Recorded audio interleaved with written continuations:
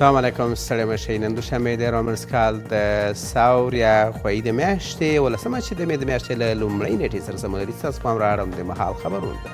په سر کې هم د خبرونو لنډیز د افغانستان په تړاو د دوحې د ناستې پیل دغه نړیوال ناسته نن د تړلو ورونو تر شا پیل شوه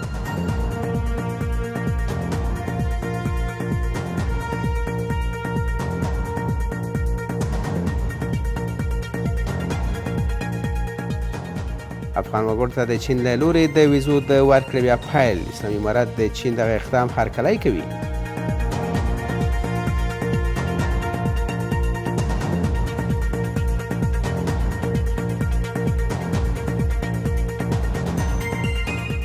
د هرات مزار شریف او هرات کندهار د اوسپنې پټلۍ د مقدمتي چارو پیل د اوسپنیزه کرښه چې په نهو ولایتونو کې تیریږي په بشپړېدو سره به د افغانستان له لارې د سیمې ترانزیت لوړ شي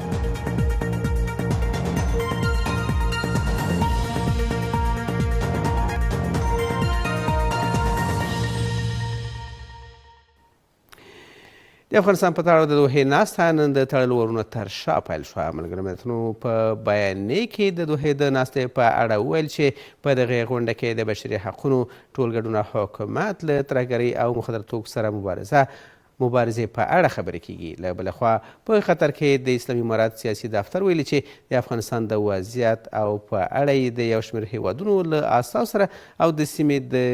سیمه ییز اتصال په اړه خبرې کړې دي د افغانستان په اړه د دوحې ناسته نن د 22 هیوادونو د استازو او ملګرو ملتونو د لوی منشي په حضور سره د تړلو ورونو تر شا پیل شوه ملګرو ملتونو د دوحې د ناستې له ترسره کېدو مخکې په یوې ویناپاڼه کې ویل دي چې د بشر حقونو په تېره بیا د ښځو او نجونو حقونه ټولګډون حکومت د ترهګرۍ او نشه یي توکو پر وړاندې مبارزه د دې ناستې په اجنډا کې دي د ملګرو ملتونو په ویناپاڼه کې راغلي چې د دې ناستې موخه پر دې سکاله له طالبانو سره ښکېلتیا لپاره د نړیوال ټولنې له لوري یو ګډ تفاهم ته لاسرسی دی در این نشست راجع به مساعدت‌های جامعه جهانی به مردم افغانستان راجع به رسمیت شناختن امارت و راجع به روابط جامعه جهانی به مردم افغانستان و به امارت بحث و مشاجره صورت میگیره د افغانستان په حق له د طالبانو سره د راکړې ورکړې او تعامل د لارې د پیدا کولو او د دوحې د موافقې د تطبیق په حق له د نجونو د تحصیل او د خویندو د کار دروازې د خلاصون او د افغانستان د ملت لپاره د کومکونو د رسولو د نړیوالو کومکونو د رسولو لاره هموارول په دغه برخه کې به دوی خپل تصامیم اعلانوي او پریکړې به کوي په ورته وخت کې د اسلامي امارت د سیاسي دفتر مشر په یو ټویټ کې لیکلي چې د افغانستان لپاره یې د چین له استازو سره لیدنه کړې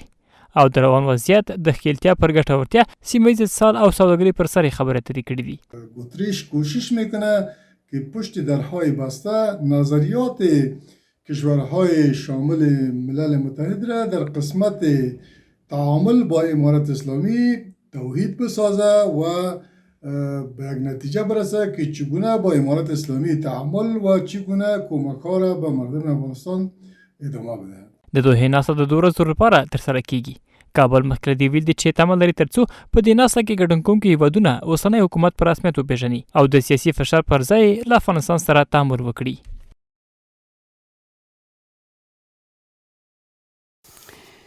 چین د افغانستان خلکو ته د ویزو د ورکړې د بهیر د پیل خبر ورکوي د اسلامي امارت د بهرنیو چارو وزارت د چین له لورې د ویزو د لړۍ د پیل هرکلی او هغه یو مثبت اقدام په ګوته کوي له دې سره سم په کابل کې د جاپان سفیر په کندهار ولایت کې له سیمه ییزو مسؤلینو او سوداګرو سره په کتنه کې د ویزو په برخه کې افغان سوداګرو د ستونزو د هواري لپاره د هڅو خبر ورکوي د بهرنیو چارو وزارت اعلان وکړ چې په کابل کې د چین سفارت افغان وګړو ته د ویزې د ورکړې بهیر بیا پیلوي د بهرنیو چارو وزارت دا چاره یو مثبت ګام بولي او ټینګار لري چې ټاکل شوی د ویزې د ورکړې بهیر تر راتلونکو 2 ورځو بیا پیل شي د افغانستان اسلامي امارت د بهرنیو چارو وزارت د قونسلي ریاست د هلو ځلو په پایله کې د چین ولسي جمهوریت سفارت چې په کابل کې میشت دی افغانانو ته د ویزو د ورکړې لړۍ په 3 دمې بیا پیلوي باید وویل شي چې هغه افغان متقاضیان چې د چین د ویزو غوښتنه لري کولی سي چې د چین سفارت ویبپاڼې ته مراجعه وکړي او په آنلاین ډول باندې خپل غوښتنلیکونه هلته وسپاري. په ورته وخت کې په کابل کې د جاپان سفیر په کندهار کې له سیمه ییز پازوال او خصوصي سکتور سره لیدنه کړې ده. یو شمېر سوداګرو د کندهار سیمه ییز پازوال په دې لیدنه کې د جاپان له سفیر څخه غوښتي ترڅو د سوداګریزو اړیکو پراختیا په موخه افغان سوداګرو ته د ویزې د ورکړې په برخه کې اسانتیاوې برابره کړي. د سوداګرۍ رسنیو خونه همداشان ټینګار کوي چې د امنیت ښه والي له کبله اوسمهال افغانستان په یو صادراتي هېواد اوښتی دی. اوس افغانستان په یو ډېر ښه حالت کې دی. پخوا په افغانستان کې د ورځې 200 انسانان وژل کېدل، اوس هغه نشته او موږ خدای تعالی شکر ادا کوو. نو زموږ خواست هغه دی اول که چیرې ویزه اوسي موږ ته نور ګامونه بیا اسانه دي. افغانستان کارګر خلک دي، موږ هم د جاپان سره ایکسپورټ کوو هم امپورټ کوو. په همدې حال کې د جاپان سفیر هم د دواړو هېوادونو ترمنځ اړیکو پراختیا او د سوداګرو د ستونزو حل لپاره له هڅو خبرې کړې دي. لومړی د کندهار د چارواکو له تود هرکلي څخه مننه کوم. د ویزې په تړاو زه دې پایلې ته رسېدلی یم چې دا د افغان سوداګرو لپاره یوه لویه سکاله ده. غوښتنه توکیو ته لیږدوو. یو شمېر اقتصادي کارپوهان له افغانستان سره د هېوادونو ښکیلتیا د اقتصادي اړیکو په ښه والي کې مهم بولي. افغانستان یک کشور است که یک نقطه اتصال میتونه میان کشورهای منطقه باشه. به اون لحاظ است که هر قدر بیشتر روابط استراتژیک اقتصادی ما با کشورهای همسایه و منطقه بیشتر میشه، این بدون شک به خیر کشورهای همسایه تمام میشه. آغاز روند تجارت با کشور چین که بزرگترین صادرکننده کالای تجارتی افغانستان است میتونه یک گام موثر در راستای رشد اقتصاد افغانستان باشه که هم میتونه بحران اقتصادی در افغانستان کاهش بده و جهت دیگر فقر موجود در افغانستان میتونه تا جای کاهش بده. مخکې له دې د اسلامي امارت چارواکو تل ویلي چې د افغانستان سیاست د اقتصاد محور دی او کابل د نړۍ له ټولو هېوادونو سره د مثبت تعامل غوښتونکی دی. د کار نړیوالې ورځې سره سم یو شمېر هیوادوال په هیواد کې د کار له نشتونه اندېښنه لري. د هغوی په وینا د کار نشتون د ژوندانه د لګښتونو په بشپړولو کې دوی له ننګونو سره مخ کړي دي او له حکومته غواړي ترڅو په دې برخه کې هڅې وکړي. په همدې حال کې د کار او ټولنیزو چارو وزارت په بېلابېلو سکتورونو کې د کاري فرصتونو رامنځته کولو لپاره د هڅو خبر ورکوي. د مې لومړۍ د کارګر له نړیوال ورځ سره برابره ده، خو په افغانستان کې بیا ډېری وګړي د کاري فرصتونو له نشتون څخه اندېښنه کوي. د هغو کسانو په لور تللي یو چې له څه باندې 12 کلونو راپدې خوا د کابل په یوې څنډه کې د پڼو د تولید په یو شرکت کې په کار بوخت دي. 15 کلن غلام حسین چې د 20 کسیزې کورنۍ د لګښت پوره کوونکی دی وایي چې په وروستیو کلونو کې د پڼو د بازار له کمرنګه کېدو سره د هغه تنخواه هم کمه شوې او د ژوندانه لګښت پوره کول ورته ستونزمن شوي دي. کار نیست. اون موقع یک روز تیر میکنیم که نمور بمیره یا تو زندگی و تو چیز نداریم که فقط زنده ماندن هستیم که ما نموریم دیگه. تو زندگی و کار و بار اصلا هیڅ خبر نیست. خو د ښار په واټونو کې بیا د هغو کسانو شمېر چې د کار پیدا کولو ته په تمه دي ډېر دی. د 45 کلن محمد رضا په څېر چې د یوې کسیزې کورنۍ لګښت ورغاړه دی، خو په یو شمېر ورځو کې بیا د کار نشتون له کبله اړ کېږي ترڅو تش لاس کور ته ستون شي. دوی له حکومت څخه غواړي ترڅو د مناسب او اوږدمهاله کاري فرصتونو لار هواره کړي. یک روز کار میکنیم، 10 روز بیکار. کار و بار نیست دیگه، نیست. حالی هم هر چی که هست همین دولت یک زمینه کاری را مساعد بسازه برای مردم طبقه کارگر. کل مردم کار میکنه ولی اگه کسی چیز دیگه اینجا سرگردان بگرده، کراچا سرگردان، کارگرها کل مردم سرگردان. کار باشه از سرگردانی مردم خلاص شوه. کار زمینه مساعده که کار ته پیدا کی کار غواړو، مطلب د غواړو مطلب خو جدي د غوښتنه کوو ولې په دې خاطر چې پردوی ملکو ته مسافر یو ته نه سوتلای نه مسافری کوي سودا کوم ځوانان چې موږ ته هغه مغه ته در په در خاورې سره ګرځي. په همدې حال کې د کار او ټولنیزو چارو وزارت د زرهاو کسانو لپاره د کار برابرېدو په موخه د یو شمېر اقتصادي پروژو له پایله خبر ورکوي. د دې وزارت چارواکي همداشان هېوادوالو ته په بېلابېلو سکتورونو کې د کاري زمینو برابرېدو لپاره هم له هڅو ډاډ ورکوي. کوشش کوو چې خلکو ته کار برابر کو کار ورته پیدا کو. البته ډیر وخت نه دی تیر شوی خو په د آینده کال کې موږ ډیر پروګرامونه لرو ان شاء الله خلکو ته به خامخا کار پیدا کوو او نور په دې کې د خلک تشویش نه کوي چې کار به پیدا نه سي. له دې سره ټولنیز کارپوهان په دې اند چې د هیوادوالو په تیره بیا د ځوانانو د کډوال کېدو یو لاسلي لاملونو څخه په هیواد کې د کاري فرصتونو نشتون دی چې په دې برخه کې هڅو سره به د کډوالۍ کچه هم ټیټه شي. د خبرونو دوام تر دمې وروسته.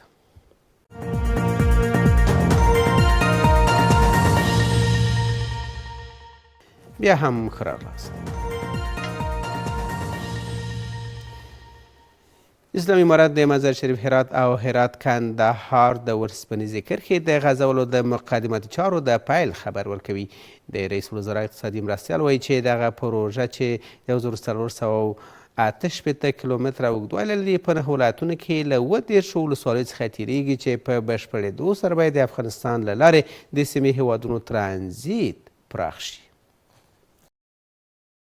د هیواد د اوسپنې پټلۍ د پراختیا او سیمه ییزو اړیکو پرمختیا لپاره هڅې. د رئیس الوزرا اقتصادي مرستیالۍ په یو ټویټ کې اعلان وکړ چې د اقتصادي کمیسیون د پریکړې پر بنسټ د مزار شریف هرات او هرات کندهار د اوسپنې لیکې لومړي پړاو چارې په ډېر ژر پیل شي. د اقتصادي مرستیالۍ د معلوماتو پر بنسټ دا پروژه 1408 کیلومتره اوږدوالی لري او د هیواد په 9 ولایتونو کې له 30 ولسوالیو څخه تیریږي. د اقتصادي مرستیالۍ په وینا د دې پروژې له بشپړېدو سره به افغانستان د سیمې له هیوادونو سره د نښلېدو په ټکي واوړي. پروژه‌های خوبتری که بتونه جوانان ما را برای فرصت‌های کاری ایجاد کنه، عواید بیت المال را اضافه کنه، اتصال منطقه‌ای به میان میآید. یک پلان خوبتر را ما باید سرش کار کنیم و کار میکنیم و ان شاء الله سال 1402 یکی از پردستاورین سالهای بخش خط آهن خواهد بود. د سوداګرۍ پانګونې خونه او یو شمېر اقتصادي کارپوهان هم وایي چې د اوسپنې پټلۍ پروژې پلي کېدل د سیمه ییز سال ترڅنګ د کورنیو عوایدو د ډېرېدو او هیوادوالو ته د کاري فرصتونو د رامنځته کېدو لامل هم کیږي. انتقالات از راه خط آهن بعد از کشتی ارزانترین راه هستند و مناسبترین راه هستند که در قیمت تمام شد و در قیمت‌ها تاثیرات زیاد دارد. پایین آوردن نرخ مواد اساسی یا مواد وارداتی در بازارهای داخلی کشور، جلب سرمایه‌گذاری‌های خارجی برای سرمایه‌گذاری روی خط آهن در افغانستان و بلند رفتن حواید دولت ناشی از انتقالات و ترانسپورت از طریق خط آهن از مواردی است که اهمیت سرمایه‌گذاری روی خط آهن در افغانستان را بیشتر برجسته مطرح می‌سازد. له دې سره د اوسپنې پټلۍ اداره په هیواد کې د 1540 کیلومتره اوسپنې پټلۍ جوړېدل یوه ملي برنامه بللې او ویلي دي چې له دې منځه تر دمګړۍ 222 کیلومتره اوسپنې لیکه جوړه شوې ده.